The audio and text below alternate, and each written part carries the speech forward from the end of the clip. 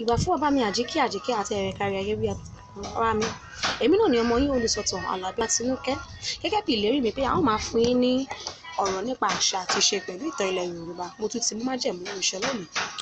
Lónìí, ọ̀rọ̀ tí mo fẹ́ sọ nípa fún yín ni òun là ń pè ní èèwọ̀ ilẹ̀ Yorùbá. Kí là ń pè ní èèwọ̀ lóhun tí a gbọdọ̀ ṣe nílẹ̀ Yorùbá? Fún ẹni tó bá ti ṣe ohun burúkú á jálù, ohun burúkú á jálù, wàhálà àgbà má sì máa jálù.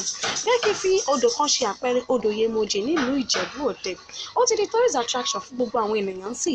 Ṣé rí odò yìí, ẹnìkan tó bá ti mọ̀ pé ó fẹ́ lọ sódò yìí, ó gbọdọ̀ dẹ́jà láti máa jẹ iṣu èsùsù lọ sódò yìí. Wọ́n tó fi lè jẹ iṣu pé kí ló fẹ́ ṣẹlẹ̀ mẹ́kẹ́ jẹ iṣu tàbí èsùsù lọ síbẹ̀. Wò ejò ńlá kan yóò ṣó ní tọ̀hún jẹ. Òun la ṣe máa sọ fún pé nílẹ̀ Yorùbá ní àṣà, ó ní ìṣe, ó ní ohun gbogbo. Gbogbo ohun tá a bá ń ṣe nílẹ̀ Yorùbá ló léwọ̀, ló ní ṣùgbọ́n àti kìíní tiẹ̀. Ẹ má ṣe jẹ èsùsù nílùú lódò Yemọja. Òjò bá dùn láṣà, òye mọ̀mọ́ ni.